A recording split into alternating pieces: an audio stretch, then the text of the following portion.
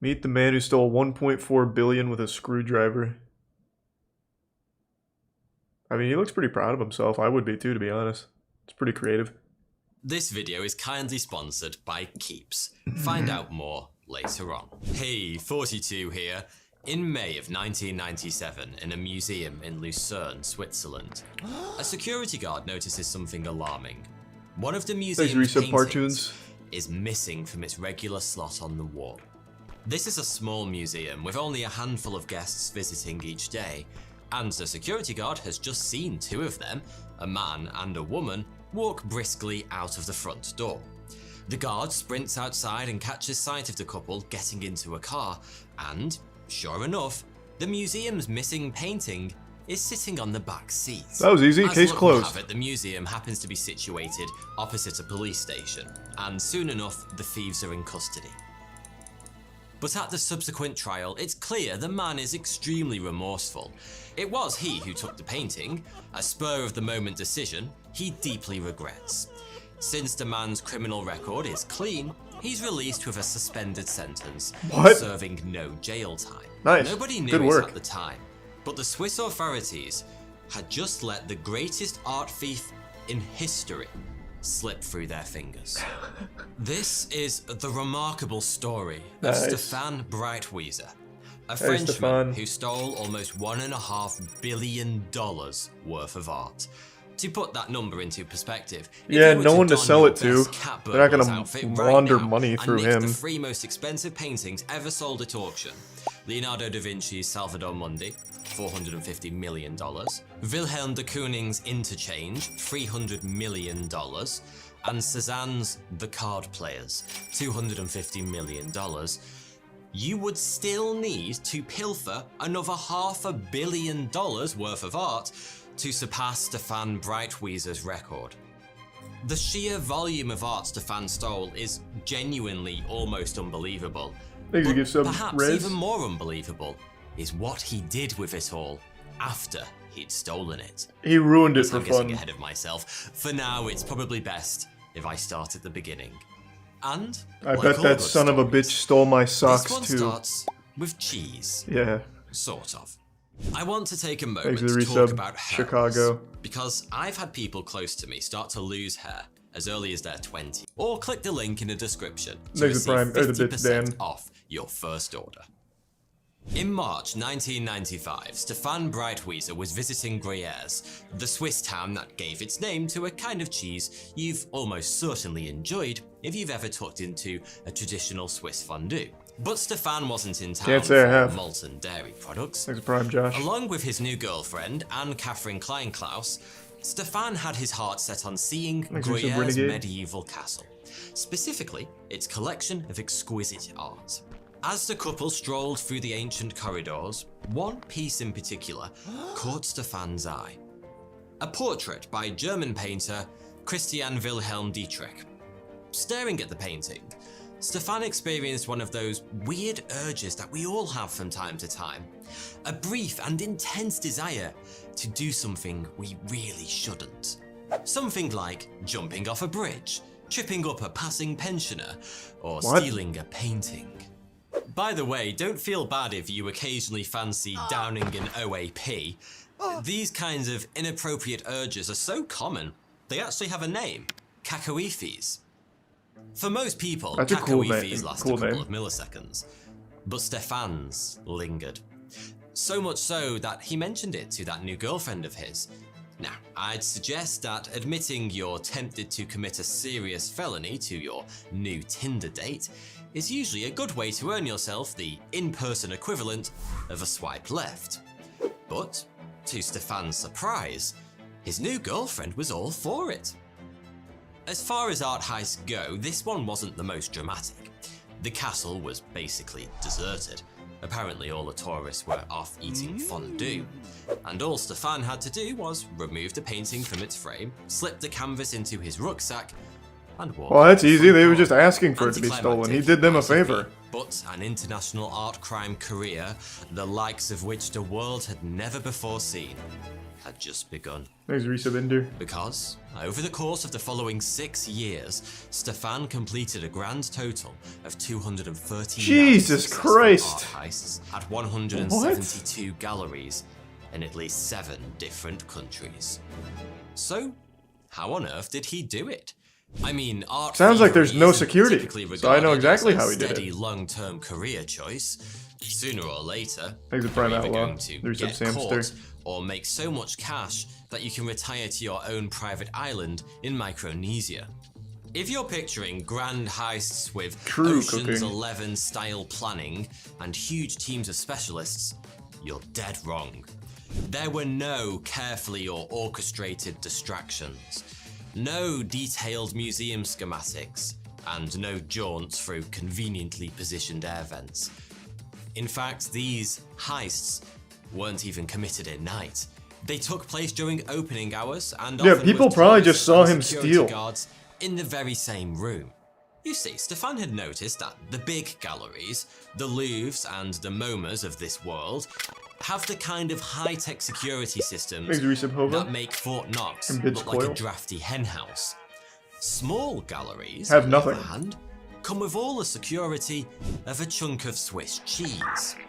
Most rely on the general trustworthiness of their visitors, combined with an assumption, incorrect in most cases, that every painting and sculpture is bolted down and rigged up to an alarm. In short, outside of the famous few, great works of art are sometimes sickeningly easy to steal.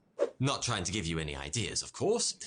Every one of Stefan's heists was a little different, but all were almost laughably basic, pretty much involving waiting till nobody was looking, and then simply picking up whatever he fancied and walking out the front door. Paintings would be slipped that from sounds about frames right. and hidden under a loose-fitting coat, and display cases were opened with a screwdriver one twist at a time over the space of 20 minutes or so. The most high-tech And piece of nobody equipment saw this Stefan owned in was an old 172 telescopic galleries? radio antenna, 172 which he galleries, used to no one saw him prod do this? any inconveniently placed CCTV cameras into facing away from whatever it was he was about And nobody to saw steal. this? It's hard to believe that's all it took for Stefan to pilfer close to $1.5 billion worth of loot. What? But these basic tricks were so effective, he was often able to steal from the same museum multiple times in the space of just a few weeks, using rudimentary disguises to ensure staff at the museum didn't recognize him. It probably helps that God saw fit to bestow Stefan Breitwieser with one of the all-time great pair of balls. He was almost inhumanly cool under pressure, remaining calm even on the few occasions he almost got caught. I should point out that estimates as to the exact value of the artwork Stefan stole vary, but the figure most commonly quoted is the one I mentioned earlier, $1.4 billion. According to the New York Times, it might have been as much as 1.9 billion. And if that upper limit is correct, How in as the of fuck? 2001, when this remarkable crime spree came to an abrupt end, Stefan Breitwieser, art thief, would have been amongst the top 250 richest people on the planet. But he has no one to sell it to. Not that you'd have known it from looking at him. In fact, to the outside world, Stefan and Anne-Catherine, now his long-term girlfriend, appeared to be stone cold broke. Stefan worked sporadically as a waiter and general kitchen. No, you dog's can't body, sell the paintings. Whilst Anne-Catherine All was this a nurse. shitty art is just used for money was laundering. So short that Stefan's mother No one's often gonna helped the launder couple money out through with Stefan. Food and petrol money. Was this apparent poverty some kind of front then? A Gus from Breaking Bad style cover story to hide their immense wealth from the outside world? Actually, no. Stefan and Anne-Catherine appeared close to destitute because that's exactly what they were. Despite having stolen well over $1 billion worth of fine art, How did they the not pair catch him hardly by had seeing 2 who pushed the cents camera? to rub together. That's what I want to know. And not because they'd blown their riches on boats and hoes either.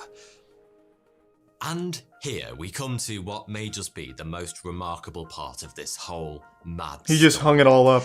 Because, despite having taken enormous risks to steal hundreds of treasures of almost unimaginable value, Stefan Breitwieser never sold a single one of them. Not one. And the reason why is kind of hilarious. Stefan didn't become the world's greatest art thief to get rich quick. He did so because he loved art. Instead of selling the pieces he stole, he kept them in the apartment he shared with Anne-Catherine, simply to have the pleasure of owning and admiring them. Just print it out on the Google. In question was in the attic of Stefan's mother's house in the What the fuck is the point? France. The couple were so poor they couldn't afford to rent. And yet, hanging on their shabby walls, strewn across side tables, and piled up in corners, was over $1 billion worth of fine art. A collection that would have put many of the world's galleries to shame. Stefan was a remarkably successful thief, but it was this unique desire to own the pieces he stole rather than sell them that allowed him to operate for so long. You see, plenty of art thieves are able to successfully escape the scenes of their crimes with their swag intact, but selling a world-famous piece of art is impossible. A seriously tricky business. Yeah, no, it's not gonna happen. You can't just set up an eBay listing and watch the £1 million bids roll in. The market for this kind of thing is tiny, and in order to access that, you're probably going to need to make friends with some very dangerous people to help you get the word out. But getting the word out about your recent highly illegal art theft is arguably riskier than the stealing part was in the first place. Which is why it's at this stage of the process, the sale, that many art thieves are ultimately caught and brought to justice. Since Stefan never put a single piece of art up for sale, he remained essentially invisible to the police. If they didn't catch him in the act of stealing, they weren't going to catch him in the act of pushing a camera away while on camera. Unusual that the police had basically no idea who or what they were dealing with.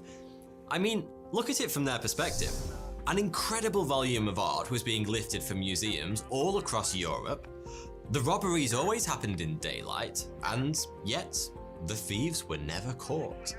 Not to mention the fact that there was complete radio silence from the black market, and none of those pieces taken were ever seen again. Their best guess was that some kind of highly professional international cartel was behind the crimes. Far more But embarrassing. in reality, they were utterly stumped. If Stefan had been content with a more modest collection, you know, just $1 billion worth or something like that, he might never have been caught. But it was his own insatiable appetite that eventually brought about his downfall. Stefan simply couldn't stop, and it was only a matter of time before something went wrong. Someone opened their eyes. The item that eventually ended his reign of art-based terror was, of all things, a bugle. At the start of this video, I mentioned that Stefan had been caught stealing a painting in Lucerne back in 1997. He'd gotten away with little more than a slap on the wrist at the time, but during the process of being booked, he'd had his fingerprints taken. From that moment on, he'd been careful to wear gloves during his thefts, to ensure he never left behind any prints that could be matched to his earlier arrest. But while stealing the bugle, Stefan had forgotten to don the latex gloves he'd brought with him. If the police happened to dust the bugle's display cabinet for prints, the game would be up. Oh, and by the way, just to make things even spicier, this bugle happened to be located in the Richard Wagner Museum in, of all places, Lucerne. The very same city he'd been caught the first time. Stefan. I told you this man had balls of legend. 2 days later, Stefan went back to the museum to try and cover his tracks. The bugle job had been one of his rare solo missions. So it was decided that Anne-Catherine should be the one to erase the prints. Jesus Christ. But this was a risky job, and Stefan decided to travel with her for a bit of moral support. As This guy's Anne-Catherine entered outrageously the museum, dumb. It's Stefan crazy. took a walk around the grounds to distract himself from worrying. Unfortunately for him, he was recognized by a man who'd seen him at the museum on the day of the theft. The police were called, and Stefan soon found himself being arrested for a second time. To begin with, he wasn't unduly concerned. After all, he'd been caught before and gotten away with it. All he had to do was convince the police he was a remorseful first offender, just like he had the last time. Nice Recep Toad. And at first, that little ruse seemed to be effective. But then, something changed. The officers holding Stefan stopped engaging with him, and the sympathy his remorseful idiot routine had earned him evaporated overnight. Stefan started to fear the worst, and with good reason. Someone in the department had uncovered the report from the previous theft in Lucerne, and as a result, the police were no longer viewing him as an opportunist who'd snapped the bugle on impulse, but as a potential serial The dumbest thief of all A few time. weeks after the arrest, Swiss police secured an international search warrant, allowing them to enter Stefan's attic apartment in Mulhouse. You know, the one containing $1.5 billion worth of stolen art. It's safe to say that as the team of officers arrived to carry out the search, none of them were prepared for what they would find inside Stefan's modest home. Which was nothing.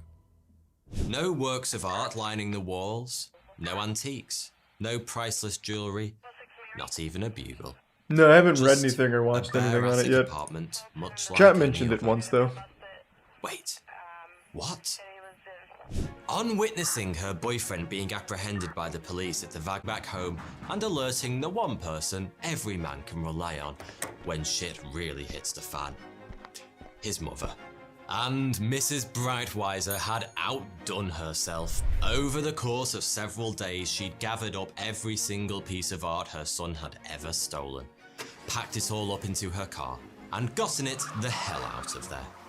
Anything that sank ended up in the nearby Rhine Canal. And the paintings, those centuries-old priceless works of art, were burnt to ashes. Holy shit. As part of what may very well have been the most expensive private bonfire in history. The last few odds and ends were unceremoniously dumped in a nearby forest.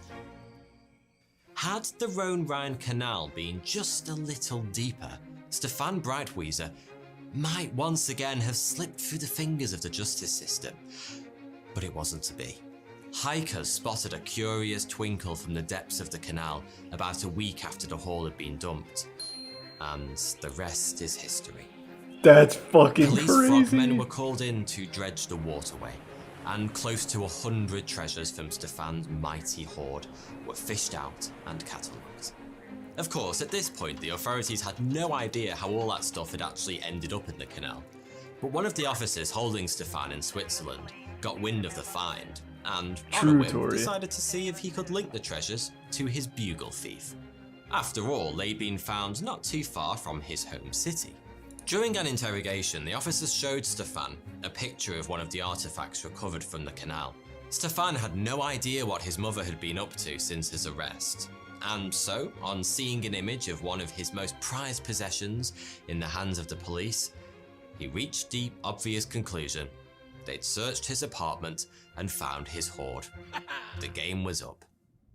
Stefan promptly confessed to having stolen the piece, matter-of-factly explaining when and where he'd taken it.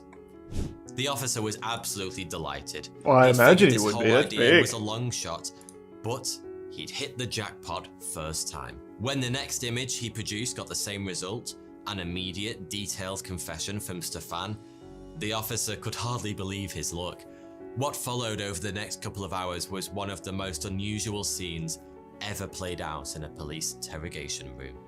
Stefan was shown image after image of rare and expensive artwork stolen from all around Europe, and he confessed to having stolen every single piece. Never in their wildest dreams had the Swiss police thought that this one man could have possibly taken everything they dredged out of the canal. Well, why are they believing him? He like, could be all covering on for his the other own. people. And yet, quite clearly, he had. So, what punishment does a man receive for Recep Dunk. stealing over $1 billion worth of art? Hands chopped off at the wrists, tongue drawn and quartered, guillotine to the face? No. just 3 years in prison. What? Stefan only served a little over 2 of those. His mother, for her part in disposing of the art, served just 18 months. And Catherine, hinting that she too had been gifted with a fairly weighty set of metaphorical balls, denied having any involvement in the thefts whatsoever. In fact, she claimed to have had no idea Stefan was even an art thief.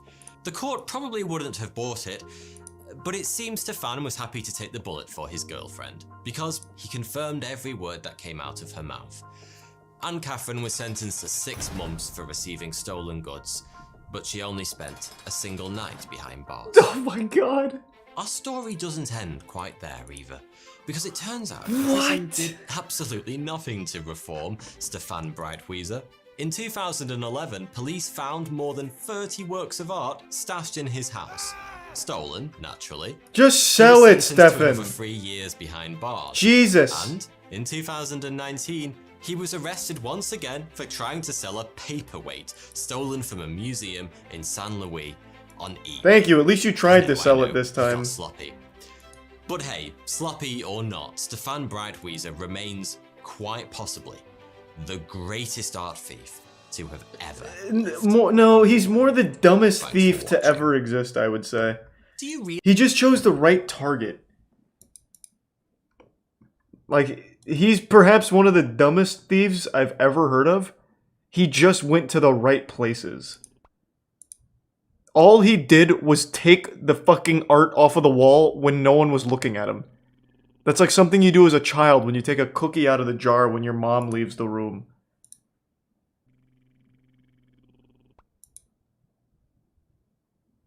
Thanks to the Prime. Josh and Tier 1 Matrix. And give some Kool-Aid.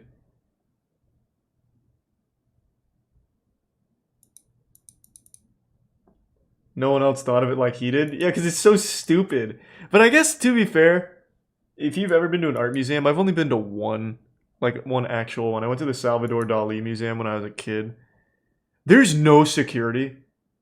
There is only cameras. And his strategy was just push the camera. And I guess they just never checked the cameras to see if it got pushed. So I guess just by pushing it and then waiting, you could just take anything from any art museum ever.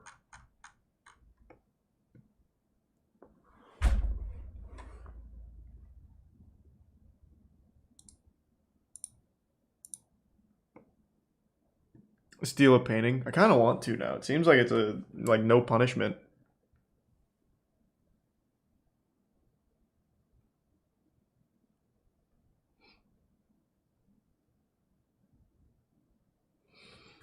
That was pretty interesting. Probably not in America. Well, true, yeah, probably not in America. You can go to jail for like 10 years if you steal something that costs $500. From like a gas station.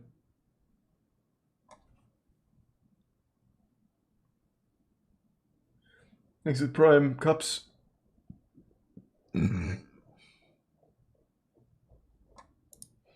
No new slapping yet. He would love NFTs. Yeah, he's still like trapped in this archaic way of stealing art. He really should just steal NFTs at this point. It'd save him a lot of trouble. And there's no consequence. Thanks to Tier 1 Sarcastic.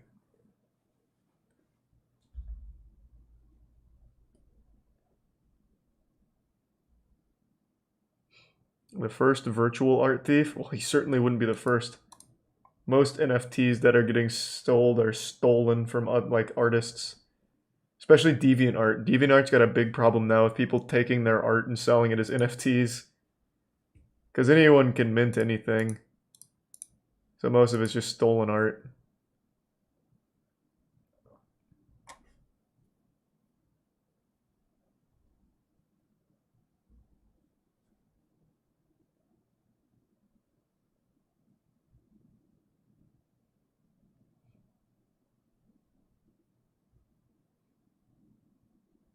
Godslap NFT win. Unironically, a great fucking idea. Just called Godslap an NFT. And then you get those fucking dumb brainwashed idiots that praise things like the Red Ape family and just spend millions on it for no reason just because it says it's an NFT. So I'll just put like every issue as an NFT or something and let them fucking toss money at me for no reason. He's a tier 1. Sin.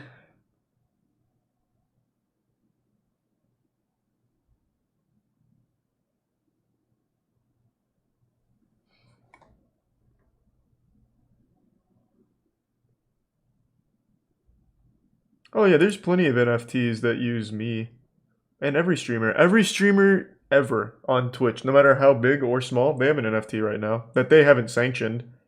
It's just everyone's trying everything to make as much money as possible through NFTs from these fucking dumb idiots. I know about like 20 of mine. People just keep making the worst ones.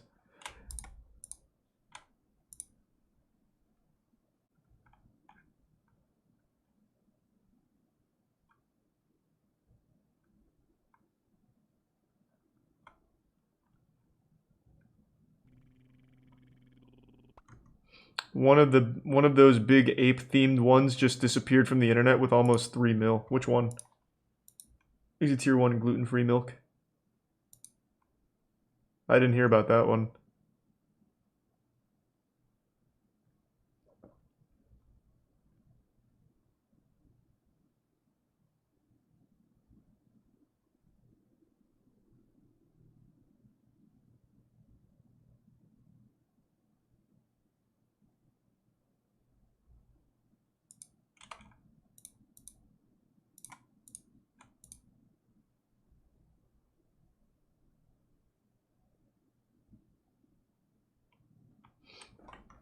Oh, alright, I think I'm gonna call it a night. I'm getting tired.